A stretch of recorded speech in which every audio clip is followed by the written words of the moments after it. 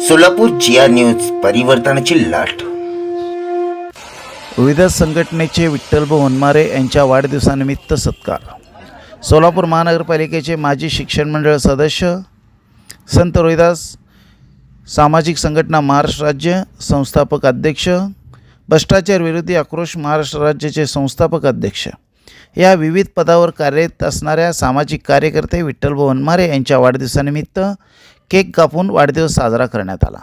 यावेळी माजी निवृत्त वरिष्ठ पोलीस निरीक्षक विठ्ठलराव अंगुले, संत रोहिदास समाज संघटनेचे प्रदेश युवक अध्यक्ष हरिभाऊ वाघमारे, सामाजिक कार्यकर्ते शकलेश बाबळगावकर, यशवंत वनमारे, निवृत्त शाखा अभियंता शाहीर रमेश खाडे, संत रोहिदास मध्यवर्तीचे राजू वनकोरे, अर्चना नरोटे आदी मान्यवरांच्या उपस्थितीत हा कार्यक्रम पार पडला।